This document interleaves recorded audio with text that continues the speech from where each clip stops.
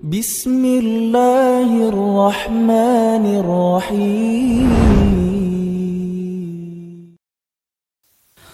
Assalamualaikum warahmatullahi wabarakatuh. Alhamdulillahi rabbil alamin. Wassalatu wassalamu ala rasulina al-amin wa ala alihi wa sahabatihi wa man sara ala nahjihi al-qawimi ila yaumiddin, amma ba'd. Ikhwas sekalian yang dirahmati oleh Allah Subhanahu wa taala, pada kesempatan kali ini kita tidak bosan untuk selalu memanjatkan rasa syukur kita kepada Allah atas semua kenikmatan yang diberikan kepada kita. Dan pada hari ini kita Syawalnya tanggal 15 ya. 15 betul. 15 Syawal. Artinya kalau Syawal itu kan identik dengan Idul Fitri ya. Yang mana kita sudah meninggalkan bulan Ramadan, menatap ya 1 tahun berikutnya setelah kita berbekal ya. Kita menatap kehidupan 1 tahun sampai ketemu Ramadan lagi. Dan di suasana Syawal ya, ada tanggal 15 Syawal ini yang kita mungkin baru ketemu ya. Belum terlambat kalau ana ucapkan selamat Idul Fitri gitu ya. Ya, taqabbalallahu minna wa minkum salihal a'mal dan kullu amin wa antum bi khair. Kalau orang kita biasanya mengucapkannya minal aidin wal faizin. Ya. Kalau untuk mohon maaf lahir batin, nah itu perlu dikaji kembali gitu, tepat atau tidaknya gitu kan. Ya, karena minal aidin wal faizin pun juga dasar nasnya enggak ada. Hatta kita mengucapkan taqabbalallahu minna wa minkum pun juga dasar nasnya juga enggak ada gitu. Semuanya sama-sama saling mengambil dari harapan gitu. Taqabbalallahu minna wa minkum itu kan nas doanya enggak ada. Itu mah doa-doa yang sudah diwarisi dari para ulama ya, dengan harapan agar apa yang kita lakukan di bulan Ramadan itu diterima gitu. Jadi Rasul langsung mengucapkan dalam hadisnya yang ana tahu ya, itu enggak ada kalau datang Idul Fitri ucapkanlah taqabbalallahu minna minkum, itu enggak ada gitu. Baik ikhwas sekalian yang dirahmati oleh Allah Subhanahu wa taala, kita kali ini akan melanjutkan kajian tentang sirah nabawiyah. Ya, perjalanan Nabi sallallahu alaihi wasallam, ya kehidupannya yang mana kita mulai kemarin dari lahir beliau ya sampai saat ini kita berada pada perjalanan dakwah.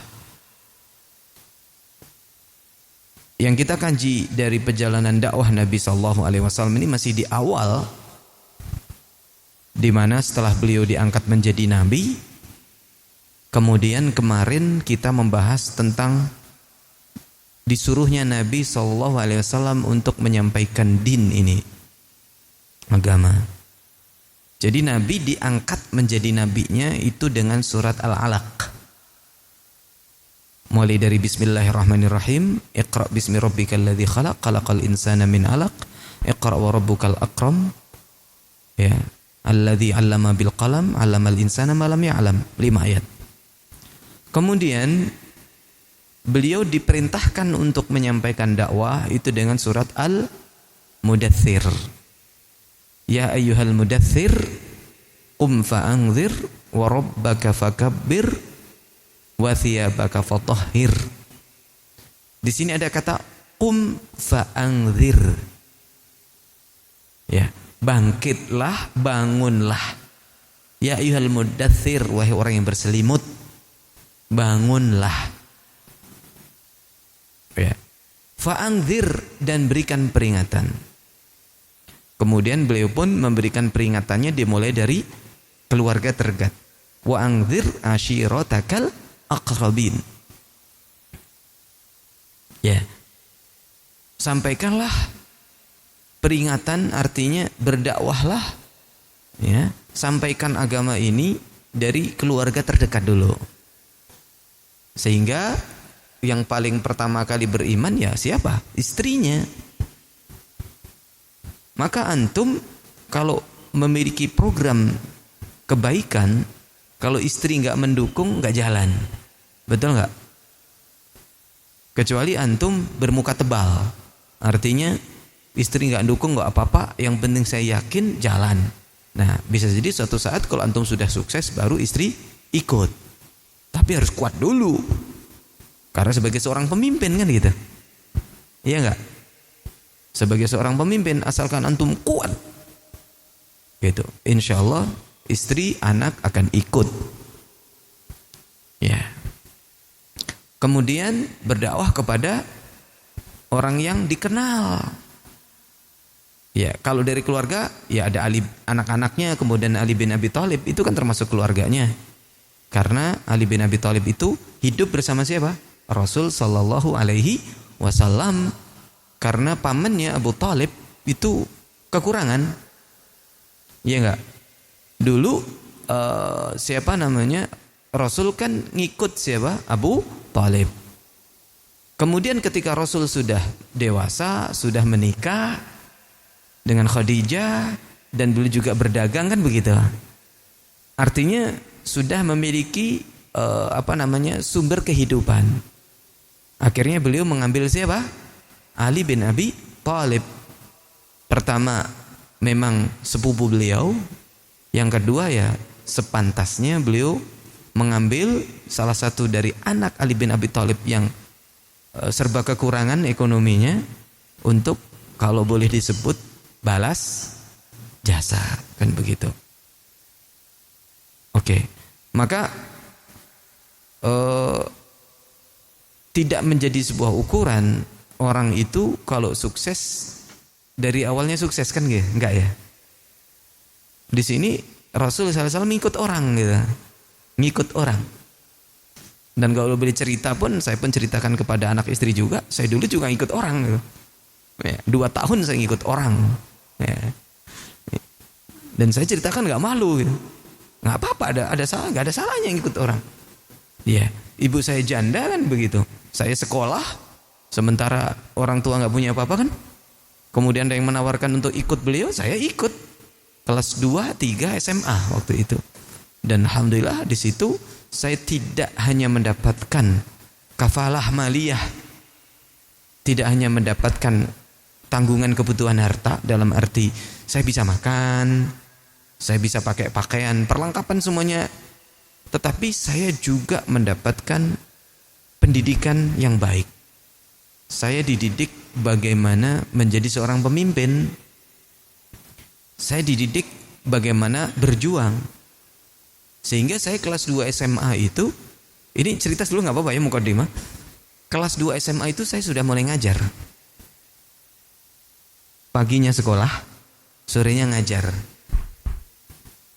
Habis subuh saya ngarit karena punya kambing. Ya. Kemudian jam 7 kurang seperempat saya berangkat ke sekolah, walaupun kadang terlambat. Gitu. Kadang terlambat, ditanya gurunya, "Dari mana kamu terlambat?" Senyum aja. Padahal saya ngarit pagi itu. Kemudian ba'da zuhur saya kasihkan rumput itu ke kambing saya. Kemudian siangnya saya ngajar. Gitu. Ya, sorenya saya ikut taklim, ikut kajian, gitu kan. Nah, yang saya ikutin Muhammadiyah. Sementara kampung saya dari kecil saya terbina, terdidik dalam amaliyah NO. Bukan orang NO, tapi amaliyahnya NO. Jadi di desa saya itu lucu.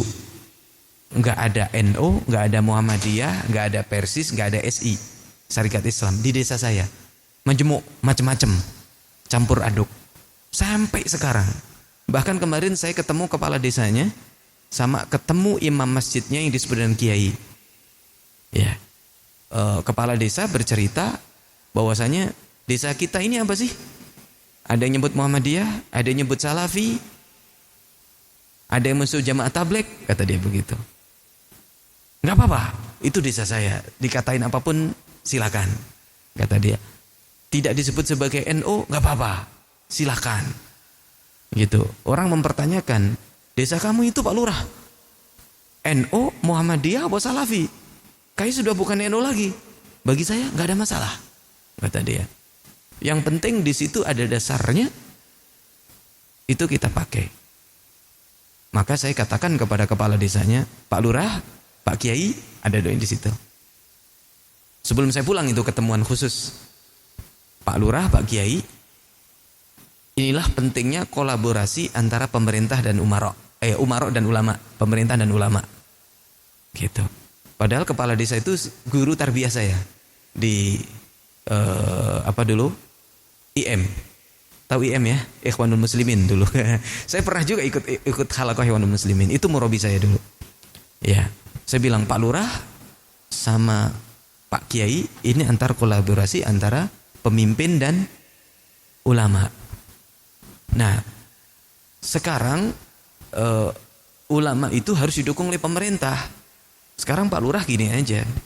Pokoknya sekarang keputusan di dalam memakai pendapatnya siapa di desa kita ini, di dalam masalah agama, serahkan kepada siapa, dia dewan fatwanya. Ya, saya bilang ke kepala desanya, seperti Pak Lurah ini mampu untuk menghancurkan semua nisan di kuburan, Pak Lurah ini membuat perdes, peraturan desa, tidak boleh ada yang membuat nisan. Rata semua orang, nggak ada nisan sekarang. Bersih. Dan dilarang total sama kepala desanya. Anda bisa, maka sekarang Anda juga bisa membuat dewan fatwa gitu. Artinya inilah ketetapan. Apapun harus diturutin fatwa itu. Mengikat. Kalau enggak nanti kacau, saya bilang. Bahkan antara dua ini, antara kiai dan kepala desa ini mengatakan desa kita sebaiknya tidak ada organisasi apapun. Sampai sekarang harus dipertahankan. Tidak boleh ada NU, tidak boleh ada Muhammadiyah. Karena sekali kita bikin baik itu NU maupun Muhammadiyah akan pecah. Dan kita bersatu tanpa organisasi. Ya saya dukung Pak, saya bilang. Saya dukung gitu. Karena kalau saya datang pasti setiap subuh ditodong untuk kajian. Tiap hari. Makanya kemarin saya menyampaikan tentang tafsir surat Al-Fatihah. Ya, memakai tafsirnya Syekh Muhammad bin Shalih Al-Utsaimin. Ya. Sebelumnya usul tsalatsah, tapi saya tidak mengatakan ini al-usul ats-tsalatsah. Saya menyampaikan kayak ceramah biasa, padahal al-usul ats-tsalatsah yang saya sampaikan. Nah, kalau kemarin saya mengatakan kepada kiainya, saya mau tafsir Al-Fatihah. Gitu. Ya, orang sono pertanyaan ada, ya kita jawab aja. Oke, baik. Maka kalau kita melihat dakwahnya Nabi Sallallahu Alaihi Wasallam, itu bukan sekedar sebagai sebuah pelajaran cerita yang kita dengar dan sebagai panutan, bukan. Pelajaran sirah, pelajaran sejarah itu akan berpengaruh kepada segala lini kehidupan kita. Sejarahlah yang mengubah kehidupan. Kalau kita belajar sejarah hanya sebagai cerita, mending gak usah belajar sejarah. Tapi merubah kehidupan kita, merubah attitude kita, merubah cara pandang kita, merubah akidah kita malah bisa jadi. Maka kalau seseorang mempelajari sejarah Eropa dan dia jadikan sebagai pengetahuan saja nggak masalah. Tapi kalau sudah dia jadikan attitude, sudah dia jadikan sebagai sebuah keyakinan dan pemahaman, bisa berubah dia. Makanya di sana ada orang yang berjilbab, melepas jilbabnya karena dia membaca buku karya orang Yahudi, berubah total. Padahal dia anaknya tokoh, mantan gubernur, anaknya tokoh. Gara-gara apa? Buku yang dia baca dari orang Yahudi, gitu. berubah total.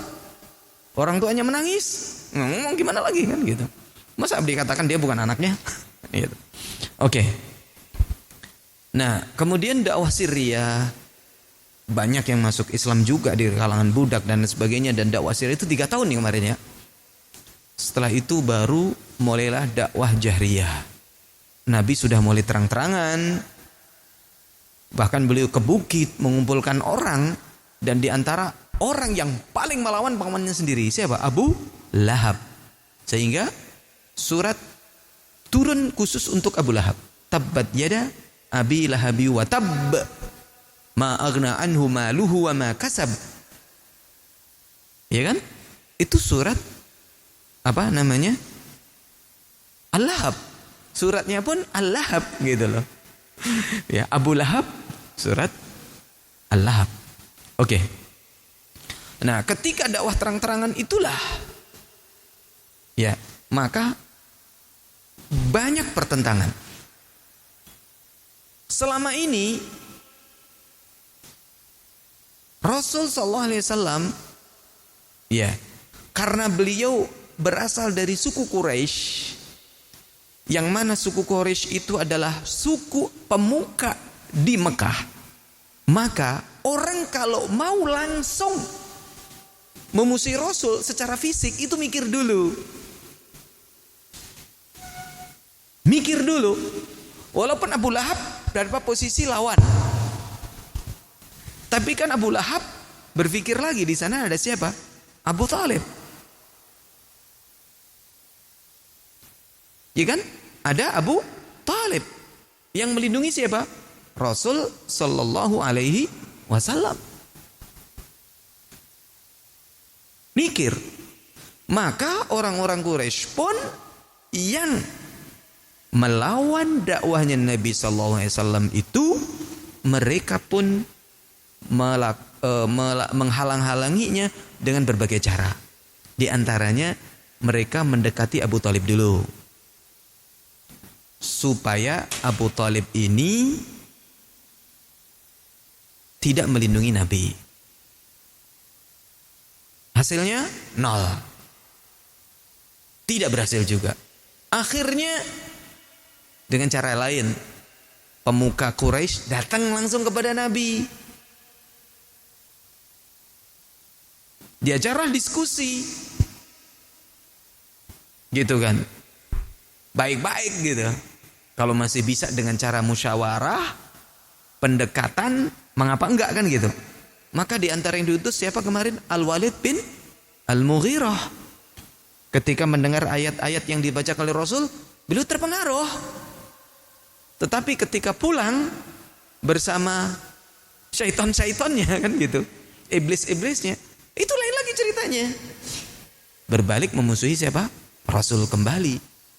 Dan Al-Walid Al-Mughirah ini bukan termasuk sahabat Nabi, karena dia di akhir hidupnya dia mati dalam kekafiran. Gitu ya. Dia mati dalam kekufuran dan dia tidak masuk Islam. Nah, karena cara-cara mereka ini tidak ada yang bisa menghalangi dakwahnya Nabi. Bahkan Abu Lahab pertentangannya juga keras, juga nggak berpengaruh. Ya ada Abu Lahab, ada Abu Jahal, ada pokoknya pemuka-pemuka semuanya. Nggak ngaruh. Maka mereka pun akan melakukan berbagai cara untuk memerangi dakwah Nabi SAW. Dan inilah yang akan kita baca dan akan kita pelajari. Maka kertas atau buku yang ada di hadapan ikhwas sekalian dan yang saya tampilkan di slide ini, ya, kita gedekan dulu ya supaya ya. Judulnya adalah Asalibu Quraisyin fi muharabatid da'wati. Asalibu Quraisyin fi muharabatid da'wati. Apa artinya? Asalib, cara. Dan ini jamak, cara-cara. Quraisy fi, dalam muharabatid dakwati, di dalam memerangi dakwah.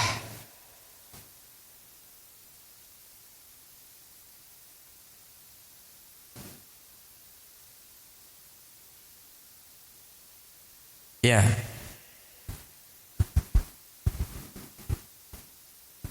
Oke. Apa cara-caranya? Itsaratus syubuhati.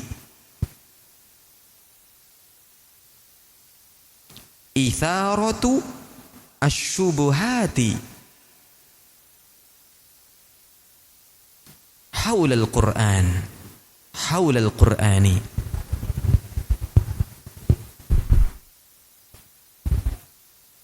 Apa itsaratus syubuhati haula al-Qur'ani ini? Artinya apa? Memunculkan syubhat.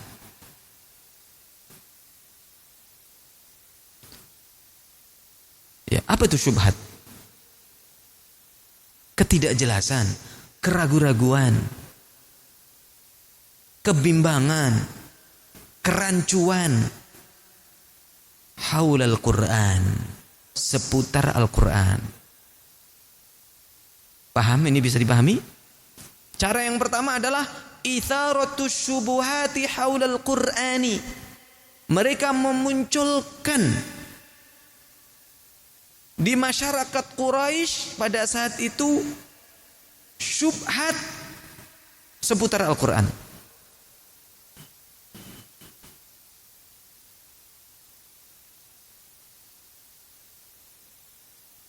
Kemudian berikutnya adalah mu'aradatul Quran.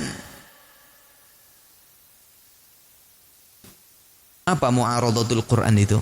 Menentang Al-Quran.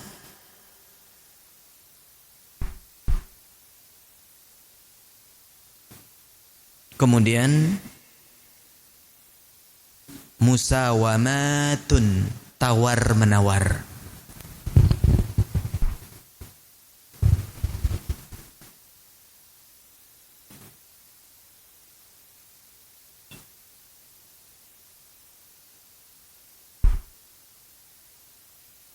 Oke.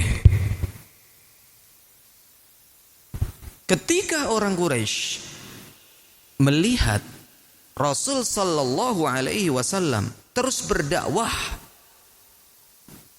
tanpa henti, tanpa ragu, ya, berbagai cara sudah mereka lakukan untuk Nabi ini berhenti darinya, ternyata nggak berhasil juga. Maka mereka pun memilih cara-cara tadi. Itsaratus syubuhati haula masdaril Qur'anil Karim. Mereka memunculkan syubhat, keraguan-raguan seputar sumber Al-Quran ini dari mana.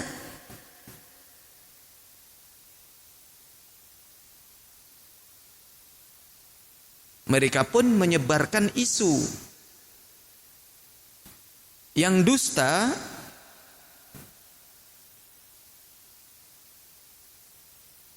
seputar Al-Quran, seputar Rasul sallallahu alaihi wasallam itu sendiri, sehingga orang itu jadi ragu gitu loh terhadap Al-Quran dan apa yang disampaikan oleh Nabi.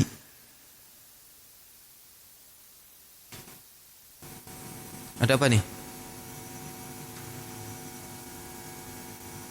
Noise.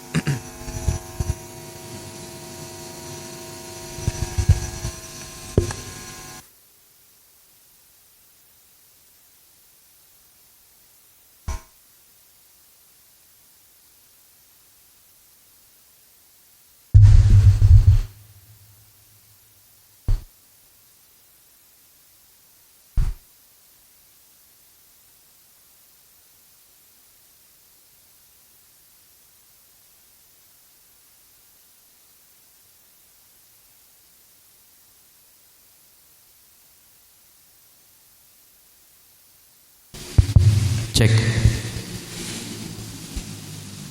Sehingga mereka mengatakan saat itu tentang Al-Quran adalah waqalu asatirul awwalina iktatabaha fahiya tumla alaihi bukratan wa asila. Ini terdapat di dalam surat Al-Furqan ayat 5.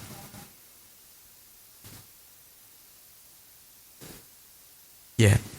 Di dalam surat Al-Furqan ayat 5. Wa qalu asatirul awwalin iktatabaha fahiya tumla alaihi bukratan wa asila.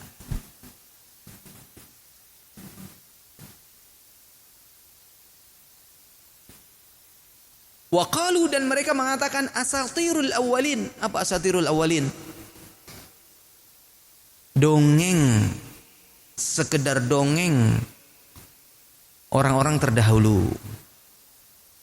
Antum kalau mau tidur dulu sama orang tua diceritain apa kalau di kampung? Saya dulu sering dapat cerita kancil nyuri timun. Nah itu asatirul awalin itu. Itu namanya di dalam bahasa Arabnya asatirul awalin. Cerita dongeng-dongeng orang terdahulu. Itu. Apalagi kalau anak-anak sekarang nggak ada, mereka nggak percaya. Bahkan mereka lebih dulu daripada kita dapat informasi. Anak saya kelas 3 SD itu kalau anak ajak ngomong tahu-tahu nyambungnya lebih duluan. Dari mana? Dari YouTube katanya. Lebih duluan dia dapatnya. Ya, anak kan nonton beberapa kali ini debat antara orang Kristen dengan orang Islam gitu kan. Ya. Pas anak bilang, "Wah, itu mah Yudas." Anak kelas 3 SD langsung lanjutin nama lengkapnya, Yudas ini gitu. Anak pun nggak ngerti tuh. Dilengkapi sama dia. Lah, tahu ini bocah. Wah, gawat. Oke. Ya. Wa qalu asatirul awwalin. Mereka mengatakan nih cerita orang dahulu, dongeng-dongeng orang terdahulu. Iktatabaha, yang dia tuliskan, yang dia dapatkan, yang dia sampaikan, yang dia kumpulkan. Fahiya tumla alaihi bukratan wa asila. Sementara dia mendapatkan dongeng itu, dia disampaikan, didiktekan kepada dia pagi dan sore. Cerita dongeng masa lalu ya, yang dia kumpulkan dan diimlakkan, didiktekan kepada dia pagi dan sore hari. Dongeng doang itu.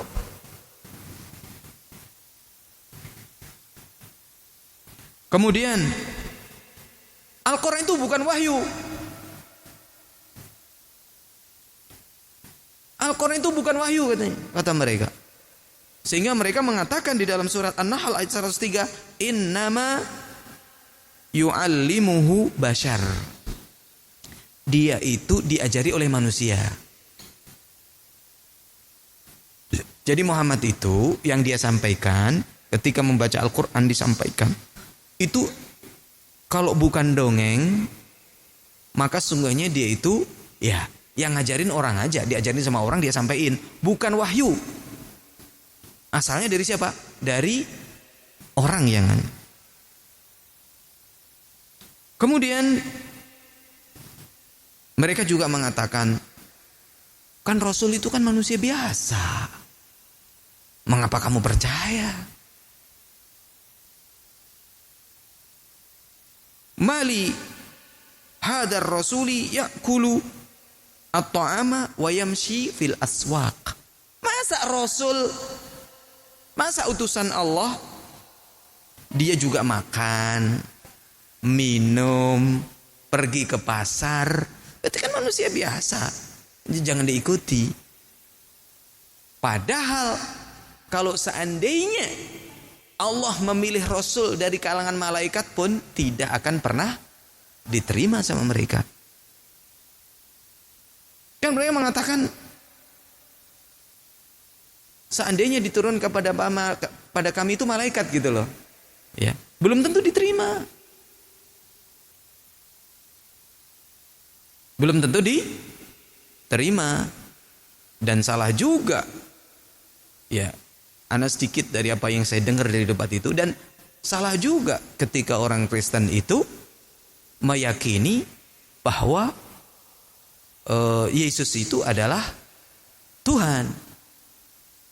Padahal Yesus ya itu yang mereka yakini Yesus yang sesungguhnya adalah Nabi Isa itu adalah nabi. Gitu. Makanya mereka menyebutnya Yesus Kristus. Yesus Kristus. Yesus utusan Tuhan gitu loh. Kristus itu utusan Tuhan, Rasul. Tapi mereka mengatakan Yesus utusan Rasul itu adalah Tuhan gitu.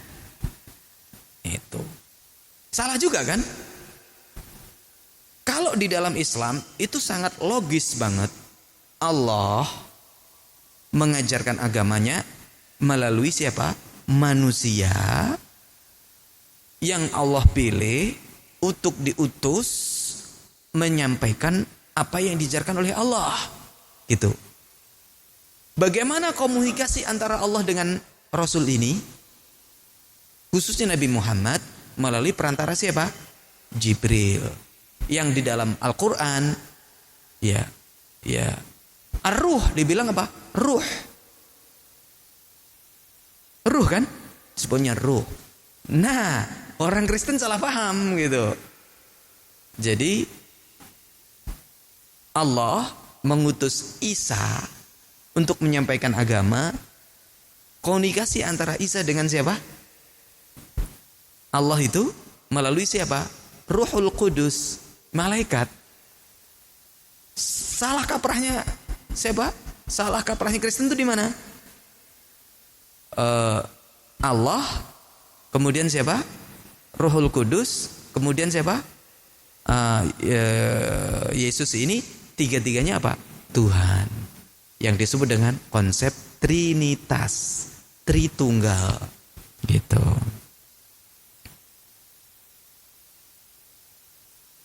Ya, padahal konsep Trinitas ini adalah produknya Roma, Vatikan.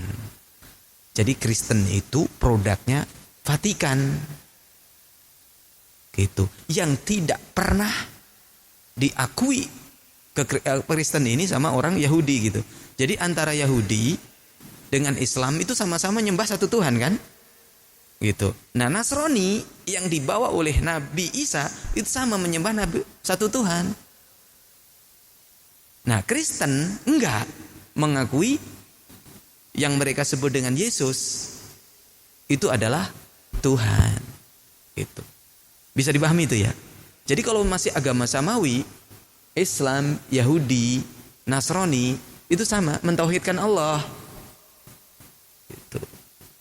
Makanya ketika ada orang Kristen bertanya kepada ahli Kristen ini dari kalangan Muslim, ketika ditanya, seandainya ada orang Kristen yang meyakini Allah Tuhan, Yesus itu utusannya, bukan Tuhan, utusannya yang menyampaikan agama, apakah dia masuk surga? Jawaban antum apa? Ya, jawabannya adalah tidak masuk surga. Loh, kok masih salah juga? Iya, dia masuk neraka. Loh, kan katanya salahnya di situ. Kok masih? Ketika meralat kesalahannya kok masih salah juga, masuk neraka juga?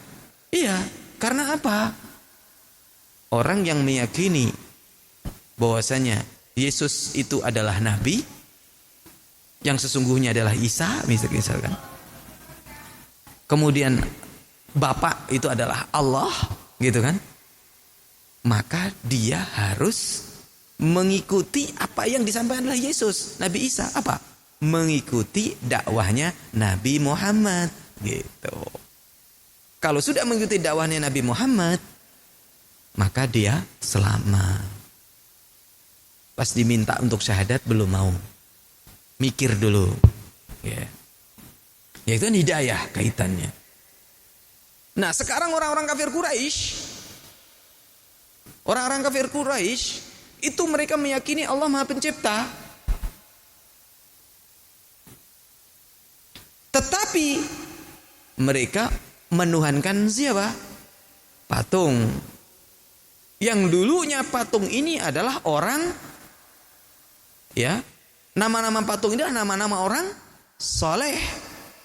Dibikinlah patung, kemudian dari masa ke masa akhirnya itulah yang disembah dan itulah Tuhan. Orang Quraisy menuhankan patung yang dinamakan dari nama-nama orang soleh. Kalau orang Kristen menuhankan siapa? Yesus. Karena Yesus ini lahir tanpa bapak, maka itu keistimewaannya. Dia bisa menghidupkan orang mati, membuat membuat burung ya, menciptakan burung gitu. Kan dari tanah liat ditiup jadi burung. Menyembuhkan orang sakit, kan begitu. Maka itu dalam Yesus itu ada ketuhanan, kan gitu, yang layak untuk disembah. Ketika diminta sebutkan kepada kami mana Yesus yang menyatakan Tuhan, karena yang ada di Bible kalian itu Yesus mengatakan saya adalah utusan Tuhan, utusan Bapa. Itu kan istilah mereka ya, Bapa, anak Bapa gitu, anak ya. Tuhan anak, Tuhan Bapa kan begitu. Ya, kata mereka, Yesus itu memang tidak pernah mengaku Tuhan. Tetapi kami yang menuhankan Yesus. Ditanya, dari mana dalilnya? Nggak bisa menyebutkan. Hanya pakai perasaan. Yang tidak lain dan tidak bukan produk dari orang-orang Roma, Paulus. Gitu ya. Nah, maka ketika Nabi SAW datang membawa dakwah ini, mereka memeranginya. Mereka tidak mau meninggalkan Tuhan-Tuhan mereka. Termasuk tadi pagi anak masih dengar, kamu gak mau syahadat? Saya belum bisa lepas dari Yesus. Ya kan? Orang kafir Quraisy percaya Allah Maha Pencipta. Allah pemberi rezeki. Tetapi giliran disuruh menyembah Allah, apa kata Abu Lahab? Itu kan? Alihada jama'atana, apakah untuk ini kamu mengumpulkan saya? Kemudian Abu Talib ketika ingin syahadat, apa kata orang Quraisy? Apakah kamu meninggalkan agama nenek moyangmu? Ya enggak? Apakah kalian mau meninggalkan Tuhan-Tuhan kalian? Akhirnya di situlah mereka bertahan. Maka sebenarnya Islam itu agama yang sangat logis, masuk akal. Logis, masuk akal sekali. Ya kan? Tuhan, malaikat, nabi, logis kan? Itu logis. Nah, kemudian mereka lah membuat itu. Al-Quran asatirul awalin, dongeng orang terdahulu. Kemudian Nabi Muhammad itu manusia biasa, betul. Tetapi kan dia diutus oleh Allah Subhanahu wa Ta'ala untuk menerima wahyu. Nah. Kemudian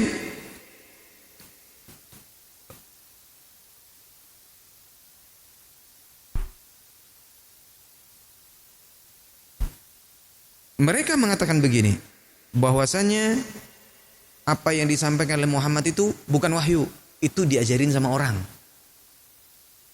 Mereka menuduh salah seorang budak namanya Jabir. Ya, Jabir ini adalah orang Nasrani. Jabir ini orang Nasrani. Nah, Rasul SAW sering duduk di marwah, tahu kan? Ada sofa, ada marwah ya. Sering duduk di marwah dan bertemu dengan orang Nasrani ini yang bernama siapa? Jabir. Karena sering duduk bersama Jabir ini, mereka mengatakan, tuh, dia sering duduk sama Jabir, orang Nasrani, si budak itu. Nah, dia itu menyampaikan Al-Quran, menyampaikan yang disebut Al-Quran itu dari orang itu tuh. Jadi sebenarnya dia itu diajarin sama orang itu.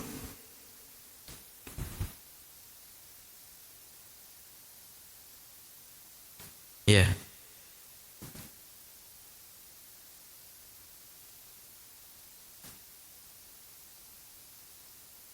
Makanya mereka mengatakan walaqad na'lamu annahum yaquluna innama yu'allimuhu basyarun.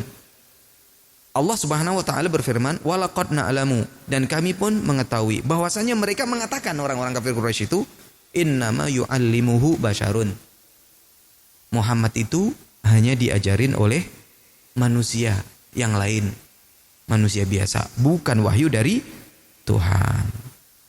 Oke, dari Allah Subhanahu wa taala. Oke. Kemudian di antara caranya juga tadi apa? Itsaratus syubhah ya. Mana tadi nomor 3? Ini nomor 13 ya. Ini nomor 14, sebentar. Ya. Mu'aradatul Quran. Ya, mereka menentang Al-Quran dengan mengatakan bahwasanya Al-Quran itu adalah dongeng orang-orang terdahulu, ya, yang mana dengan seperti ini manusia itu berpaling dari Al-Quran dan mereka akan membuat tandingan dari Al-Quran itu. Jadi ketika Nabi SAW menyampaikan Al-Quran, nanti ada orang-orang yang merasa bahwasanya dia itu adalah ahli dalam berbicara, ahli retorika, dia menguasai apa? Syair-syair, dia nanti akan mengatakan yang dia ceritakan itu dongeng, dan apa yang saya sampaikan itu lebih baik dari apa yang disampaikan oleh Muhammad. Di antara orang yang melakukan ini ada orang yang bernama An-Nadhr bin Al-Harith. An-Nadhr bin Al-Harith. Wa kana min syayatini Quraisy. Ini termasuk syaitannya Quraisy ini. Wa mimman yu'dhi Rasulullah, dan dia sallallahu alaihi wasallam, dan dia termasuk orang yang selalu mengganggu dakwahnya Nabi. Wa yansubu lahul adawah, dan dia adalah orang yang selalu memusuhi. Nah, dia datang ke sebuah daerah namanya Hiyarah. Dia di situ mempelajari ya ilmu-ilmu bahasa, syair-syair dari para raja Persia.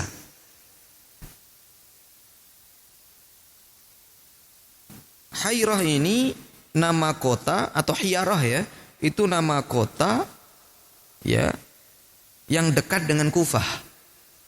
Kufah itu di mana? Di Irak. Ya.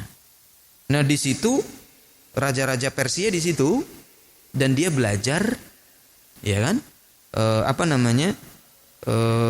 Ilmu-ilmu bahasa dari orang-orang Persia, dan juga dia mempelajari bahasa-bahasanya, ilmu-ilmu yang dia dapatkan dari Rustum. Rustum itu kan raja Persia kan, yang memusuhi Nabi SAW.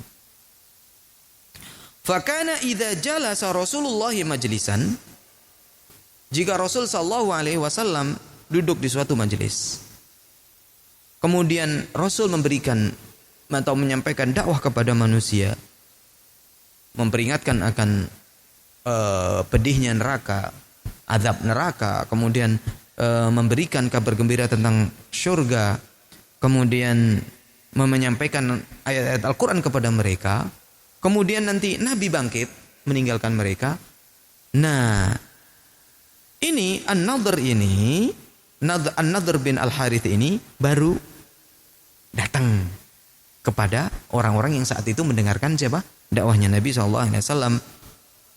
Ana wallah ya ma'syar Quraisy ahsanu haditsan minhu. Wahai orang-orang Quraisy, semuanya dengerin. Saya itu lebih bagus daripada dia. Omongan saya lebih bagus daripada omongan dia. Ajaran saya lebih bagus daripada ajaran dia. Kemudian dia menyampaikan apa yang dia pelajari dari raja-raja Persia dan dari Rustum. Kemudian Mengapa kalian masih bisa mengatakan apa yang disampaikan oleh Nabi, yang disampaikan oleh Muhammad lebih baik daripada saya, padahal yang saya sampaikan ini lebih baik daripada dia. Dan begitu terus-terusnya. Jadi kemanapun Nabi Muhammad menyampaikan, dia buntutin. Nabi Muhammad pergi, dia baru memvalidasi apa ya. Antum bertanya? Oh enggak. Oke. Bahkan disebutkan bahwa An-Nadhr bin Al-Harits ini mengatakan saunzilu mithla ma anzalallah. Saya akan menurunkan persis seperti apa yang diturunkan oleh Allah.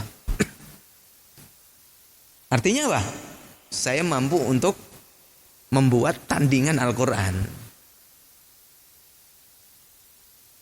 Tapi tidak ada yang mampu kan? Tidak akan pernah ada yang mampu. Maka sampai sekarang Al-Quran itu terjaga. Inna nahnu nazzalna dzikra wa inna lahu lahafidhun. Kamilah yang menurunkan Al-Quran dan kamilah yang menjaganya. Maka dari dulu juga Al-Quran itu dihafal. Ya kan? Al-Quran itu dihafal. Di zaman sahabat Nabi hafal. Dan sudah mulai tertulis walaupun di tulang, di kulit, kemudian di berbagai media yang ada pada saat itu untuk bisa ditulislah. Kemudian dikumpulkan di rumahnya Hafsah kan? Gitu. Kemudian ditulis menjadi mushaf di masa Utsman. Dan yang lain dihanguskan sehingga yang tetap adalah itu. Dan disebut dengan Rasm Utsmani. Ya, tulisan ya yang ditulis pada masa Utsman.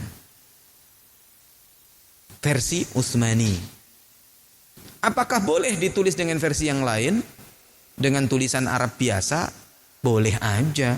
Antum kalau buka Al-Quran Indonesia, produk Indonesia, kok Al-Quran produk Indonesia ya? Salah ini cara bahasanya salah. Kalau antum membaca mushaf terbitan Indonesia dan ditulis dengan versi yang ada di Indonesia, maka dia tidak sama dengan Utsmani. Tapi apakah bacaannya beda? Sama. Gitu. Sama, nggak beda. Dijaga. Sekali lagi berbeda dengan Injil. Injil yang asli sudah nggak ada. Adanya bukan Injil apa? Bible. Kemudian di Indonesia dibilang Alkitab. Alkitab itu kan Al-Quran. Mengapa mereka memakai kata Alkitab? Coba antum ke orang Kristen luar negeri. Mereka menyebutnya Allah bukan? Siapa yang pernah ketemu orang Kristen luar negeri? Mereka tidak ada kata Allah di dalam Bible mereka, nggak ada. Yang ada di mana? Bible Indonesia aja. Allah. Makanya di Malaysia, anak itu kurang paham itu juga. Di tahun lalu atau 2 tahun yang lalu ya, itu di Malaysia orang Kristen itu menetapkan bahwa tidak memakai kata Allah lagi. Ternyata di Malaysia juga kata Allah karena masih satu rumpun kan bahasanya. Mereka tidak mengatakan Allah lagi. Bahkan di Indonesia mulai tahun ini ya atau tahun kemarin itu mereka tidak menyebutkan kenaikan Isa Al-Masih lagi. Kenaikan apa? Yesus ya kalau nggak salah. Karena mereka tidak mau disamakan antara Isa dan Yesus. Karena Isa lahirnya di dekat pohon kurma. Atau kalau boleh disebutkan di bawah pohon kurma. Karena Maryam ketika mau melahirkan itu ke arah timur. Kemudian ketika setelah melahirkan ilajid in nakhlati ya, ke sebuah pohon gitu kan, kemudian setelah melahirkan itu disuruh menggoyangkan pohon, akhirnya jatuh kurma rutop. Rutop itu kurma muda. Wallahu alam, ada yang meneliti ada apa dengan kurma muda ini kaitannya dengan orang habis lahiran, katanya di situ katanya kandungannya bagus banget untuk orang lahiran kan gitu. Wallahu alam. Ya orang meneliti sah-sah aja ya. Nah, sementara Yesus itu lahirnya di kandang. Itu. Lahirnya di kandang. Makanya pendeta yang debat sama kristolog ini, dia tidak mau Isa itu disama dengan Yesus. Karena apa? Lahirnya pun beda, walaupun ibunya Maryam. Di Islam mereka Maria. Gitu loh. Ya, mereka tidak mau disamakan. Karena Isa itu utusan Nabi, kalau Yesus itu Tuhan. Ya, kalau Isa kan Nabi. Kalau Yesus itu adalah Tuhan. Utusan Allah sekaligus Tuhan gitu loh. Gitu. Jadi Tuhan yang menjelma menjadi manusia. Itu, menjelma menjadi manusia. Yang akhirnya nanti disalib. Dibunuh dan disalib. Padahal disalibnya itu ya adalah karena di situ orang-orang tidak mau menerima siapa? Isa, dimusnahkan. Isa itu kan orang Bani Israel itu kan nabi-nabi dibunuhin sama mereka, termasuk ini dibunuh juga gitu loh. Akhirnya wa ma salabuhu wa ma qataluhu wa ma salabuhu walakin syubbiha lahum. Kalau di dalam Al-Qur'an Isa itu sesungguhnya tidak disalib. Tetapi ketika orang-orang Bani Israel itu ingin menyalib gitu kan, itu diselamatkan oleh Allah, diangkat dan dipilihlah ya seseorang diserupakan dengan siapa? Isa, dan itu yang disalib. Dan itu yang disembah oleh Kristen.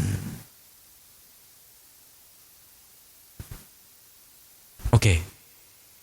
Jadi kalau antum baca Al-Quran dengan beberapa yang disebutin di Bible, itu banyak kesamaan sebenarnya. Yang lempeng-lempengnya ada yang sama. Yang masih bener-benernya itu ada sama gitu, ada kesamaan. Bunda Maria gitu kan, Maryam, kemudian Ruhul Kudus itu ya malaikat Jibril gitu. Kemudian kalimatun alqaha ila Maryam, kun fayakun itu ada juga di ya kalimah gitu kan. Ada, semuanya ada gitu. Tapi giliran ya menuhankan Yesus di Bible itu enggak ada yang dalil yang menyuruh untuk menuhankan Yesus, enggak ada. Padahal Bible yang mereka pegang. Dan Bible yang mereka pegang itu sebenarnya sudah produknya Paulus. Ya. Karena Anda dapat ilmu, Anda sampaikan ya. Ya. Lagi seneng-senengnya dengerin debat gitu. Pengen tahu aja gitu. Oke. Jadi kerjaan mereka itu adalah ingin apa yang disampaikan oleh Nabi tadi itu dikanter gitu. Ya. Sehingga orang-orang ketika sudah disampaikan oleh Nabi dakwah dan Al-Qur'an itu sudah dihapus lagi sama apa? Syair-syair yang mereka bawakan. Di antara cara mereka adalah as-sukhriyatu wal istihza. Di sini tadi disebutin. As-sukhriyatu wal istihza. Mengejek.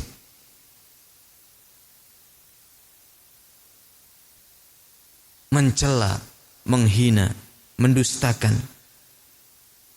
Ya. Sehingga Nabi disebut sebagai tukang sihir.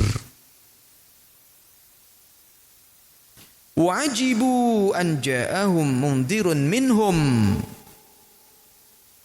wa qala al-kafiruna hadha sahirun kadzdzab. Ketika Nabi SAW memberikan peringatan kepada mereka, di dalam ayat ini dikatakan orang-orang kafir itu mengatakan ini adalah seorang tukang sihir dan pendusta. Bal qalu adghathu ahlamin bal iftarahu bal huwa syair. Bahkan mereka mengatakan adghathu ahlam. Itu mah hanya mimpi-mimpi aja, khayalan-khayalan siapa? Muhammad. Bal iftarahu, dan itu karangan-karangan dia. Bal huwa syair. Bahkan dia itu hanyalah seorang tukang syair saja. Makanya penting nih. Antum pernah dengar cerita masuk Islamnya Abu Dzar Al-Ghifari? Pernah dengar? Baik, Anda ceritakan dulu ini. Masuk Islamnya Abu Dzar Al-Ghifari. Ini kaitannya dengan ditujukan Nabi sebagai seorang tukang syair. Ya. Abu Dzar Al-Ghifari disebut dengan Al-Ghifari karena beliau berasal dari Ghifar. Ya. Dari daerah namanya Ghifar, atau dari daerah suku ya, Ghifar. Ya. Nama aslinya Jundub bin Junadah. Nama aslinya Jundub bin Junadah. Beliau masuk Islamnya itu ada beberapa pendapat, tapi yang paling sahih beliau itu Islamnya setelah beberapa tahun Nabi SAW diutus menjadi Nabi. Bukan di awal bi'thah, bukan di awal Nabi diangkat menjadi Nabi, tapi setelah beberapa tahun dari kenabian. Jadi bukan termasuk orang yang masuk Islamnya pada saat Nabi dakwah Syriah, bukan. Dakwah Syriah itu kan dakwah diam-diaman ya tadi. Nah,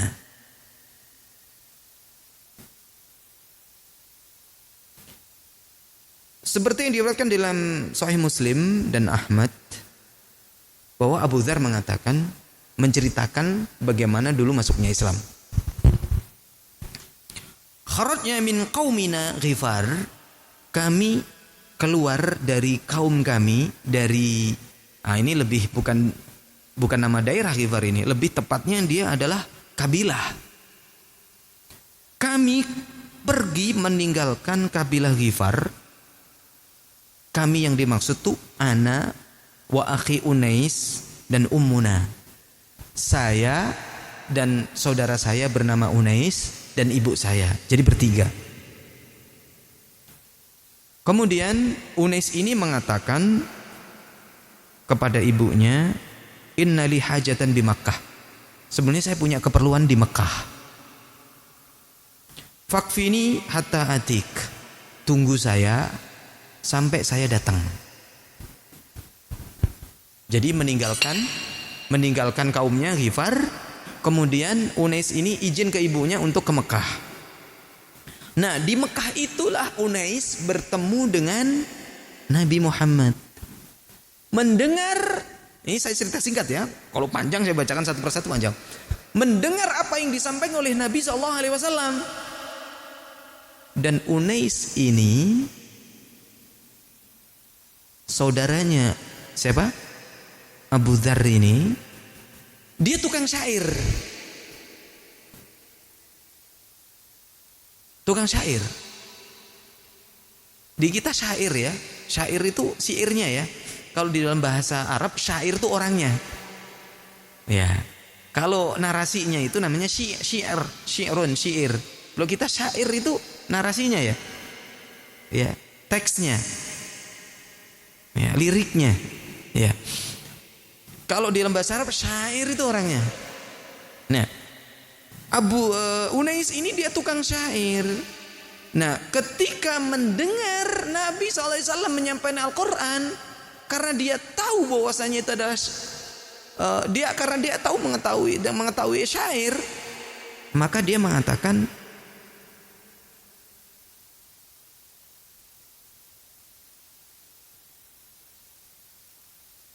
bahwa setelah saya dengar apa yang disampaikan oleh Muhammad itu berdasarkan ilmu syair yang saya kuasai, itu enggak masuk ke dalam syair.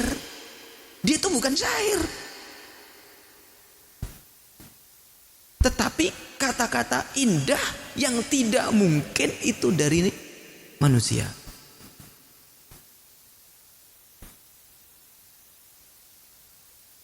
Nah, akhirnya dia pulang. Dia sampaikan kepada Abu Dzar. Abu Dzar, saya di Mekah ketemu seseorang begini. Dan dia, orang ini sama orang Quraisy disebut dengan Sobe. Apa Sobe itu? Ya, Sobe itu orang yang keluar dari agama. Itu namanya Sobe. Muhammad ini keluar dari agama nenek moyang orang Quraisy, sehingga disebut dengan Sobe. Kalau orang keluar dari Islam murtad, ya kan? Nah, ini Sobe. Cirinya itu aja. Kalau dia disebut dengan Sobe, berarti dia itu orangnya. Saya mendengar bagus ajarannya, dan saya melihat itu bukan syair. Sementara orang-orang sono, dia dituduh tukang syair, dan dia dituduh sebagai dukun, dan dia dituduh sebagai pendusta. Sementara saya tidak mendapatkan itu semuanya. Coba deh. Maka Abu Dzar pun berangkat, minta izin dulu ke ibunya, ke Unais juga.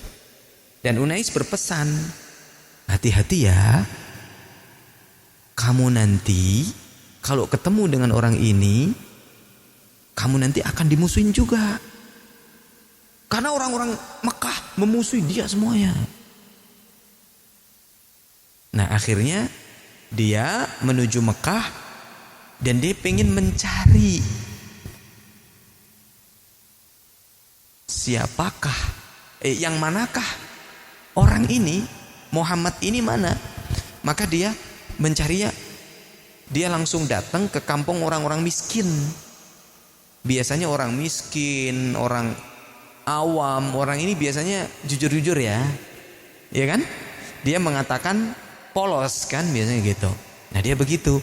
Nah, ketika dia mendatangi orang-orang polos yang dia anggap polos, kalau ditanya pasti jujur dan biasanya nggak banyak nanya gitu kan? Dia nanyanya begini, mohon maaf, di Mekah ini kan ada orang Sobe, gitu. Orang Sobe. Yang mana sih orang Sobe itu, tunjukin ke saya. Bukannya orang-orang ini nunjukin ke dia, tapi malah orang-orang ini mengatakan, Sobe, nunjuk ke Abu Dzar, Sobe. Langsung dilemparin batu, dipukulin Abu Dzar.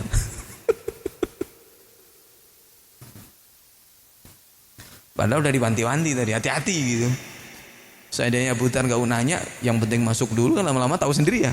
Ini malah mana nanya, dipukulin, berdarah itu mukanya. Yang dipukulin mukanya berdarah. Nah, akhirnya dia melanjutkan perjalanan.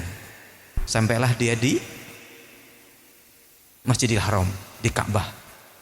Nah, di situ lagi kosong, malam-malam gak ada orang. Nah, akhirnya ketemulah dia di situ. Bertemu dengan Rasul dan ketemu dengan Nabi Muhammad, dan di situ beliau masuk Islam, dan sama Rasul SAW diamanahi agar menyampaikan Islam ini kepada kaumnya. Dia pun kembali ke Unais dan mengatakan, saya sudah bersyahadat, saya sudah masuk Islam. Bagaimana Unais? Ya, saya juga bersyahadat. Berdua menyampaikan kepada ibunya. Ibunya pun mengatakan, iya oke, saya ikut bersyahadat.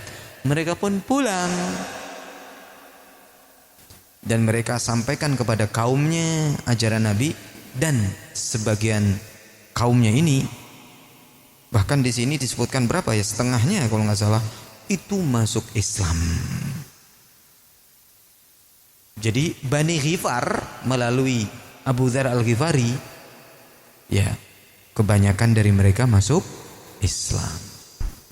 Ya, kita sekalian ya. Jadi kembali kepada asalib Quraisy, ya, cara-cara Quraisy di dalam memerangi dakwahnya Nabi SAW itu, pertama adalah itharatus syubuhat, ya, menimbulkan keraguan terhadap Al-Quran. kemudian menentang Al-Qur'an, ya. Menentang dan menantang gitu ya Al-Qur'an, kemudian as-sukhriyah gitu kan. Ya, apa namanya? Mencela, menghina, mengatakan Nabi tukang sihir gitu kan. Dan selanjutnya adalah mereka pakai musawamat. Ya, musawamat. Musawamat di sini adalah tawar menawar. Di antara tawar menawarnya adalah para pemuka Quraisy datang kepada Nabi Muhammad. Mereka ingin Muhammad itu, ya udahlah kalau nggak berhenti, udah kita jangan saling mengganggu ya. Gitu. Kita hidup berdampingan ya. Kamu jangan mencela Tuhan kami. Saya juga dan tidak mencela Tuhan kamu. Jangan kamu katakan Tuhan-Tuhan kami ini adalah Tuhan batil. Hormati Tuhan kami. Bahkan kalau mau kami beribadah sesuai dengan ibadah kamu, dan kamu beribadah sesuai dengan ibadah kami.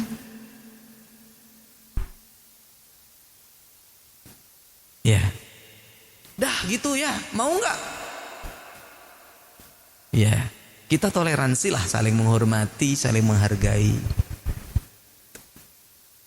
Akhirnya turunlah surat Al-Kafirun.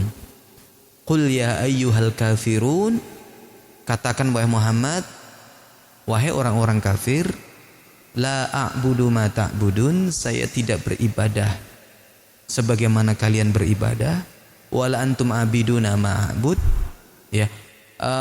La a'budu ma ta'budun, kami tidak menyembah apa yang kalian sembah, mohon maaf, dan kalian tidak menyembah apa yang kami sembah. Dan kami sekali lagi, dan saya tidak menyembah apa yang kamu sembah, dan kamu tidak menyembah apa yang kami sembah. Lakum dinukum waliyadin, bagiku agamaku, bagimu agamamu, bagiku agamaku. Ini toleransi yang sesungguhnya. Maka kalau kita pakai toleransi apa yang di dalam surah Al-Kafirun, itu toleransi yang betul. Kalau lebih daripada itu, bukan toleransi, kebablasan itu.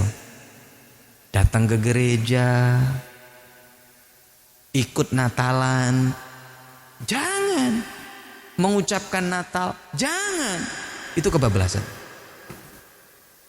Ya, yeah. Itu toleransi. Agamamu, agamamu, agamaku, agamaku.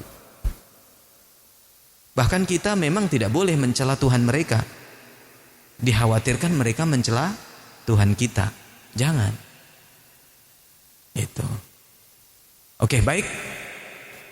Ikhwas sekalian, karena sudah waktu maghrib, ya kita tutup dulu. Kita baru dapat baris pertama ini ternyata ya. Tidak mengapa ya, nanti insya Allah kita kembangkan. Dan pada maghrib mungkin nanti sebentar ya, pada maghrib kita lanjut kembali tentang ini, mereka cara yang lain ya, penyiksaan ya, gitu insyaallah ya, penyiksaan. Nah, nanti mungkin sedapatnya ya, kalau tentunya waktu nggak cukup, mungkin nanti akan kita lanjutkan di pertemuan yang berikutnya jika tidak cukup. Ikhwas sekalian, kita lanjutkan.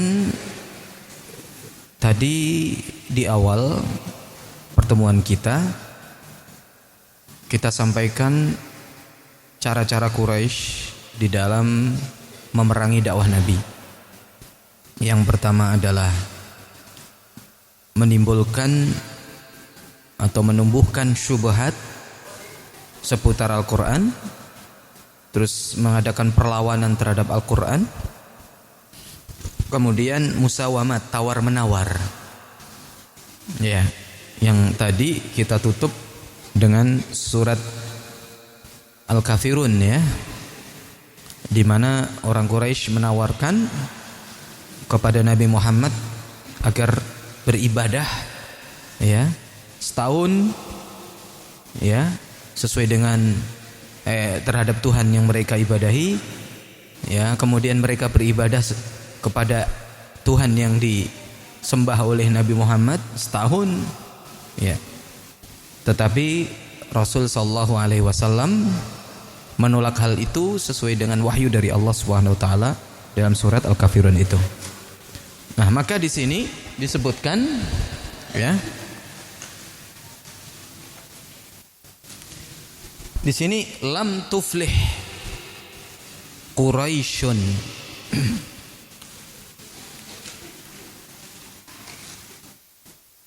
lam tuflih Quraisyun fi munaqashatiha ma'a Rasulillah sallallahu alaihi wasallam. Apa arti lam tuflih? Tidak berhasil. Siapa yang tidak berhasil? Quraisy. Dalam hal apa? Fi, dalam munaqashatiha, ya, di dalam diskusi mereka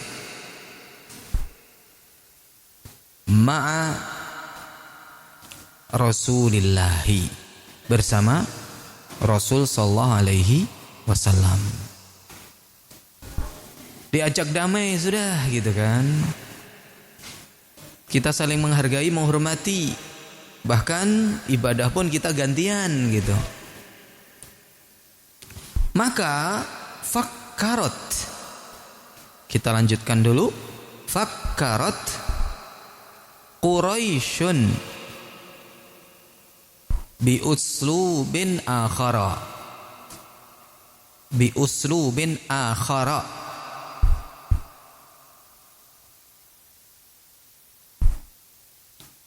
Wahwa, yaitu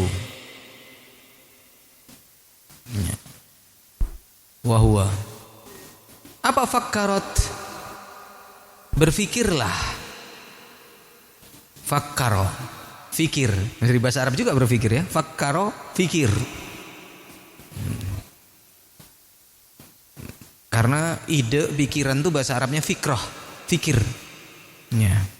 Fakkarat Quraisyun, berfikirlah orang Quraisy bi, dengan uslubin, cara, akhara, yang lain.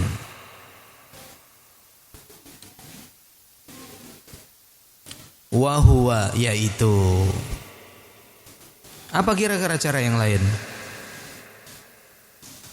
Abu Thalib dirayu, gagal, ya enggak? Kemudian dijatuhkan namanya, gagal. Ya, tapi nangkep gak berani, nangkep membunuh gak berani. Akhirnya dirayu lah, gagal. Sehingga yang terakhir mereka berpikir cara yang lain. Apa itu? Ya, kita baca di sini ta'dzibu man aslama.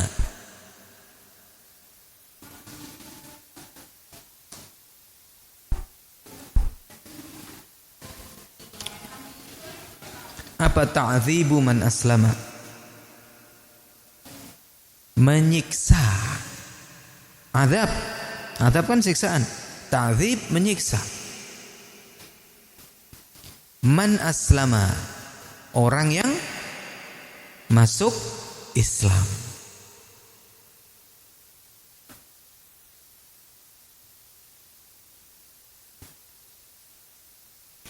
Ta'dzibu man aslama wa kanat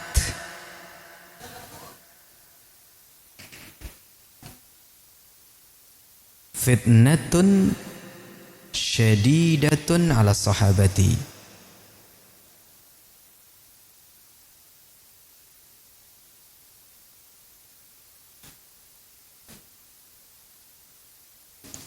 Oke, orang Quraisy berpikir dengan cara yang lain,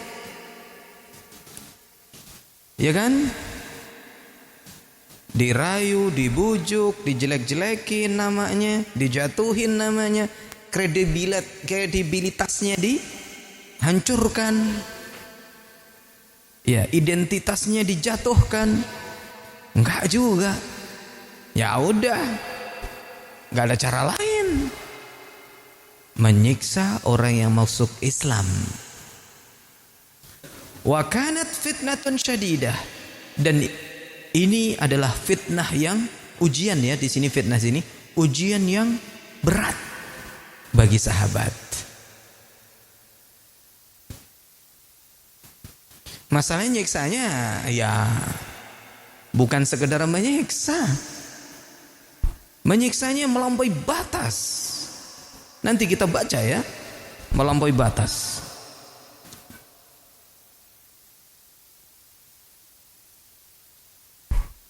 Di sana ada 7 orang yang terus terang akan keislamannya dari kalangan kaum muslimin di awal-awal dakwahnya Nabi ini.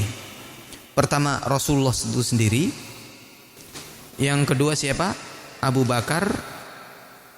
Kemudian yang ketiga Ammar bin Yasir, budak dia ya. Ibunya Sumayyah. Kemudian Suhaib, Bilal, dan Mikdad. 7 orang ini terang-terangan masuk Islamnya. 7 orang terang-terangan masuk Islam. Rasul sallallahu alaihi wasallam tentu dijaga oleh Allah. Melalui apa? Latar belakang beliau. Latar belakang keluarga beliau. Tidak ada orang kafir Quraisy menyentuh. Gak ada yang berani. Kabilah lain gak berani juga. Gak ada yang berani nyentuh. Karena kalau sampai Muhammad kena, wah bisa jadi perang internal atau bisa jadi perang antar suku. Kalau orang Quraisy tidak mau pakai mereka, pakai suku lain, wah rame nanti. Kemudian Abu Bakar pun sama. Ya, kaumnya memiliki kedudukan juga. Nggak berani. Adapun selebihnya, mulai dari Ammar, ibunya Ammar, Suhaib, Bilal, Mikdad, maka inilah orang-orang karena sudah terang-terangan masuk Islam yang mereka nanti akan mendapatkan siksaan dari orang-orang Quraisy pada saat itu. Ya, dengan cara dipanaskan, ya dijemur di matahari. Antum jangan membayangkan mataharinya seperti di kita. Di kita berapa derajat Celcius? 32, 33. Paling tinggi 34. Itu ya, itu pun sudah gitu-gitu. Di sana 42 itu. 43. Gimana panasnya? Terus tanahnya enggak kayak kita. Pasir. Makanya kalau antum umroh perlu juga itu kacamata. Bukan saat umrohnya, tawafnya bukan, pada saat biasanya namanya orang umroh itu kan umrohnya selesai baru mana jalan-jalan kan, atau ke Madinah dulu sebelum ke Mekah untuk umroh, itu jalan-jalan dulu ya, visit apa namanya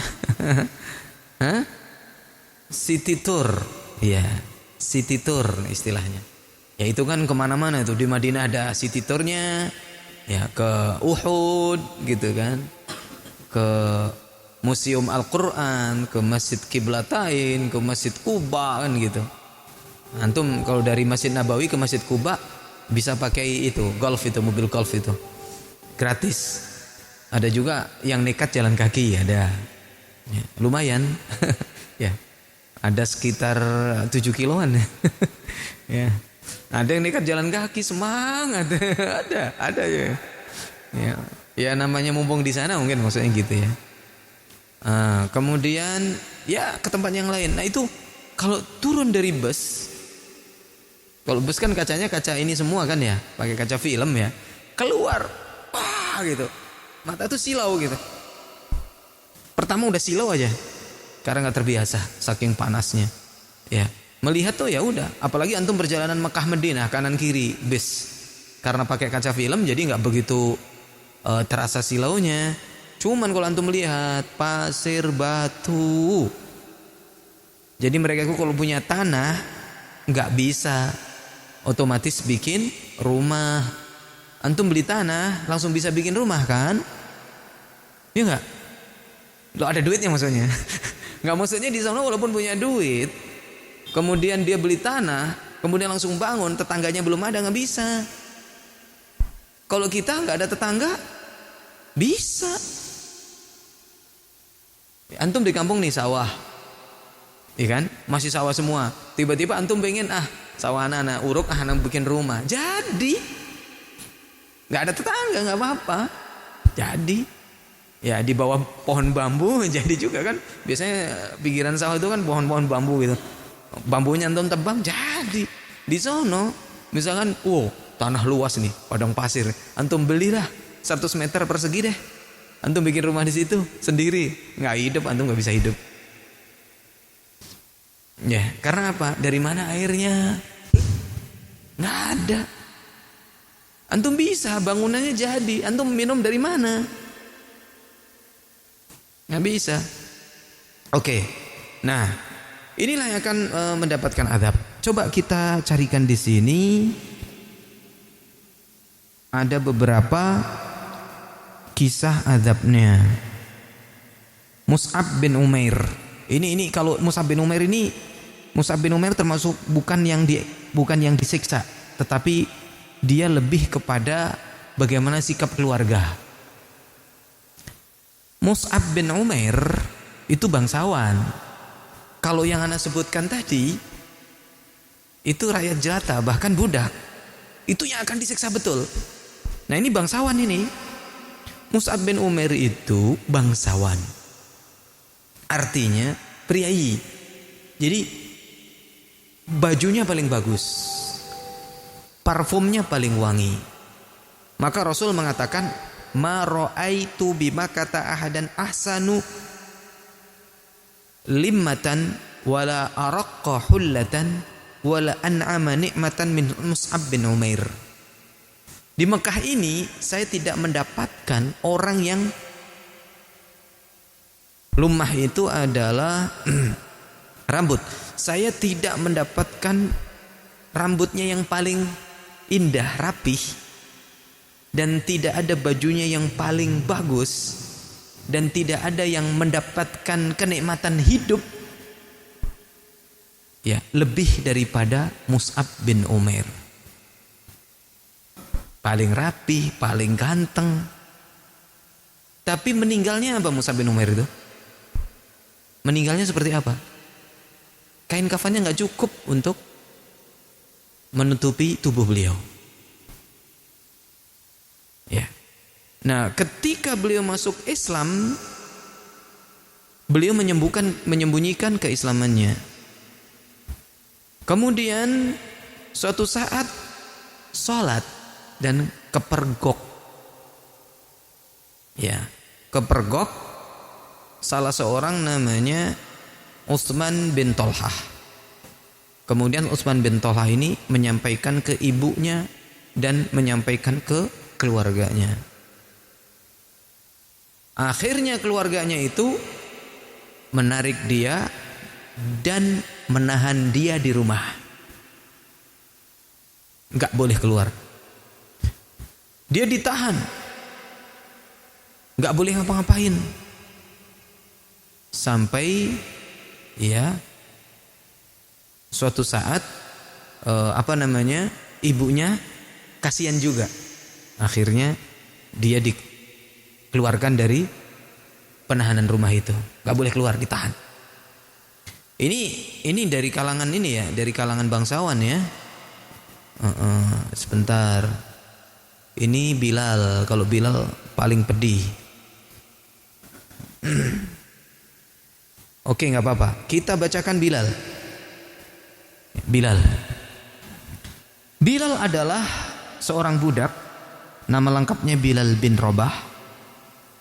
Dia disiksa oleh tuannya bernama Umayyah bin Khalaf. Dan saya yakin kalian sudah mendengar semuanya ini.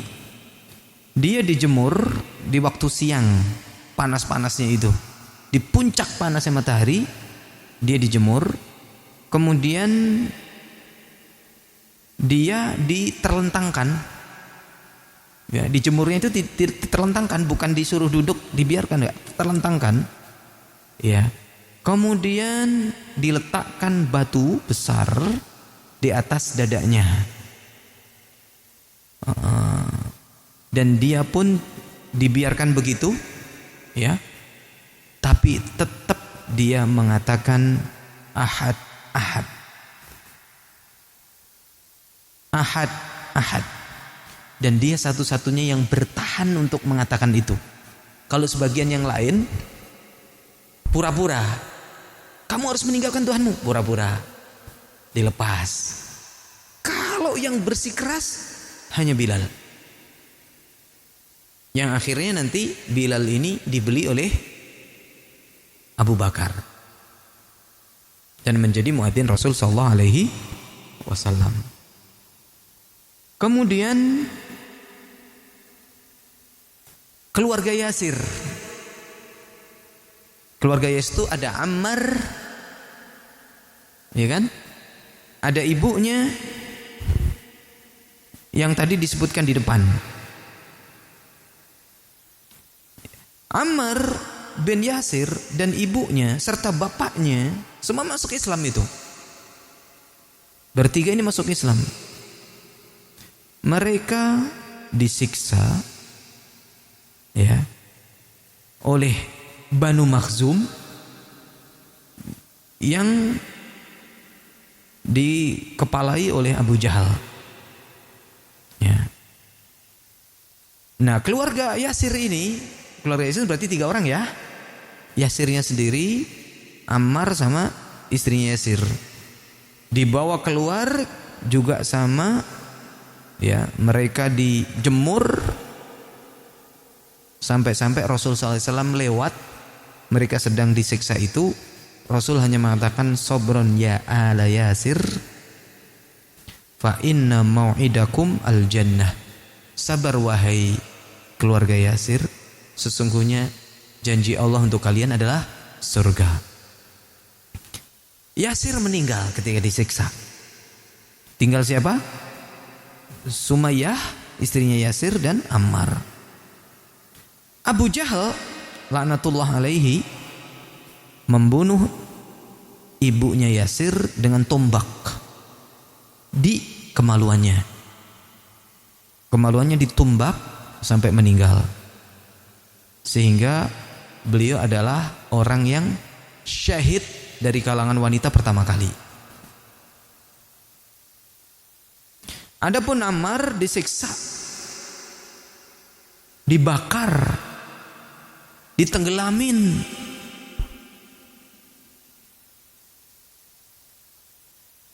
Ya, terus disiksa seperti itu sampai suatu saat Yasir terpaksa dia mengatakan perkataan kufur karena udah gak kuat, sehingga dilepas. Dan dia datang kepada Rasul, curhat, saya disiksa, saya mengatakan perkataan kufur, bagaimana? Sama Rasul ditanya, apakah hatimu juga seperti apa yang kamu ucapkan?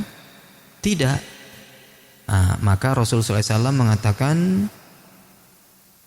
man kafara billahi min ba'di imanihi illa man ukriha wa qalbuhu mutmainnun bil iman. Kamu dalam kondisi terpaksa, tapi kamu masih beriman, kamu tidak apa-apa.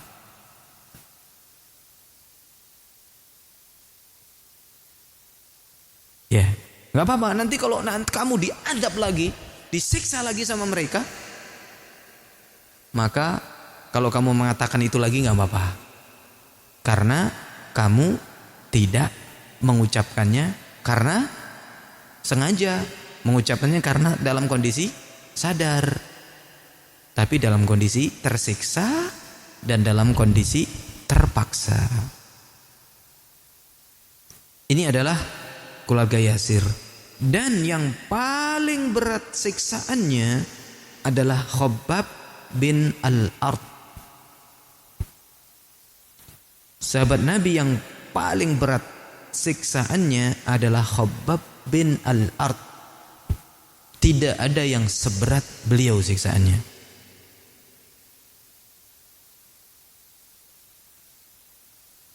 Kata Khabbab bin Al-Ard, laqad ra'aituni yauman akhaduni fauqadu li naran thumma salakuni fiha thumma wada'a rajulun rijlahu ala sadri fama ittaqaitul arda illa bi dhahri qala thumma kushifa an dharihi fa idza huwa qad barasa. Apa siksaannya? Kata beliau, saya suatu hari ditarik, artinya ditarik itu artinya bawa ke sebuah tempat di mana di situ mereka sudah menyalakan api, dan saya dibakar dengan api itu. Setelah itu dalam kondisi dibakar seperti ini, supaya saya tidak bisa lari dari api itu, diapakan? Dadanya diinjek pakai kaki. Dan dia tidak pakai apa-apa, artinya tidak ada alasnya, ya udah.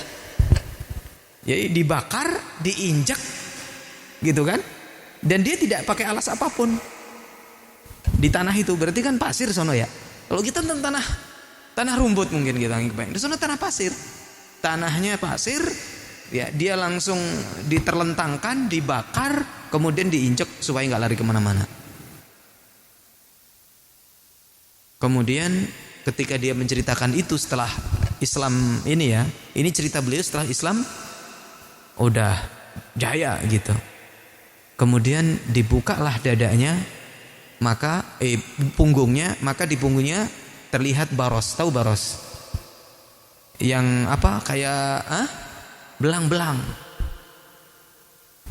Berarti kan kebakar. Bakar belang-belang kan? Orang kalau kebakar, luka bakar api, ya kan? Kemudian orangnya dijatuhin ke api, terlentang, diinjek.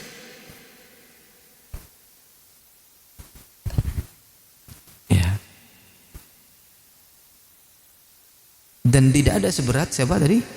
Khabbab bin Al-Ard. Ya.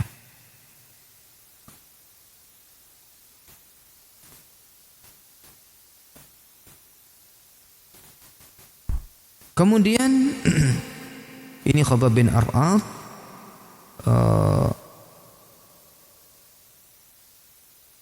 di sini ada yang memberikan riwayat bahwa Khabbab bin Al-Ard itu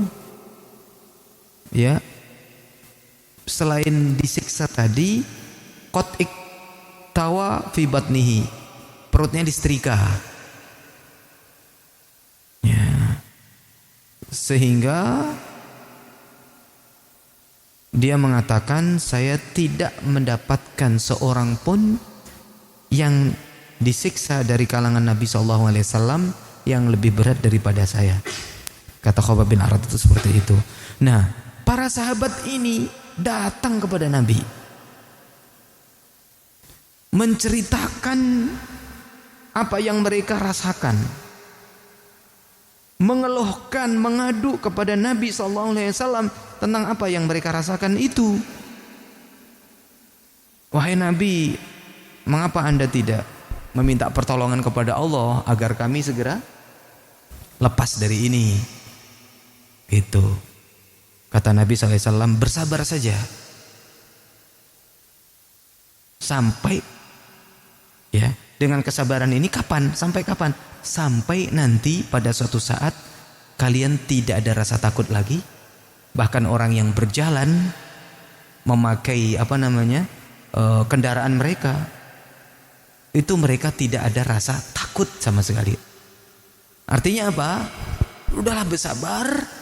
Suatu saat dengan kesabaran kalian ini Allah akan menggantikan dengan penuh rasa aman dan Islam akan memimpin dunia. Gitu ya. Sebenarnya di sini banyak banget gitu ya tentang cerita di siksanya ini satu persatu gitu kan. Tetapi waktu ya tidak memungkinkan. Secara umum ana ceritakan bahwa mereka disiksa ya sebagai bentuk perlawanan orang-orang Quraisy ya dalam rangka ya agar Islam itu ya tidak bisa ya dilanjutkan ya. Para orang-orang yang sudah masuk Islam disiksa sehingga orang-orang yang akan masuk lagi pada takut gitu kan. Dan benar Rasul nggak berhasil kan dakwahnya di Mekah. Berhasil nggak saat itu? Nggak berhasil. Makalah pergi ke Madinah untuk hijrah ke sana, pindah di Madinah mendapatkan pertolongan, mendapatkan kekuatan, barulah kembali ke Mekah untuk menaklukkan kota Mekah, dan dari situlah cahaya Islam bersinar. Gitu ya, sekalian. Nah, tentang selanjutnya ini ada ini sebenarnya udah disampaikan tadi ya. Hamallahu rasulahu bi ammihi Abi Thalib. Ya. Ini sudah disampaikan bahwasanya Rasul itu dijaga oleh Allah bi ammihi Abi Thalib, melalui Abu Thalib. Terus asyaddu man udziba minas sahabati alal itlaq wa Khabbab bin al-Arat radhiyallahu anhu. Ya. Para sahabat yang paling dahsyat siksaannya secara mutlak di sini disebutkan adalah Khabbab bin al-Arat radhiyallahu anhu. Kemudian Abu Bakar As-Siddiq melakukan amalan yang sangat mulia, yaitu memerdekakan budak dengan cara membeli para budak ya dari kalangan sahabat dan memerdekakan. Di antara mereka adalah Bilal dan Amir bin Fuhairah. Ya, Amir bin Fuhairah. Ya, secara singkat seperti itu insyaallah. Sehingga Abu Bakar ini yang membeli budak ini, diturunkanlah ayat di dalam surat Al-Lail. Ya, fa amma man a'ta wattaqa wa saddaqa bil husna fasanuyassiruhu lil yusra wa amma man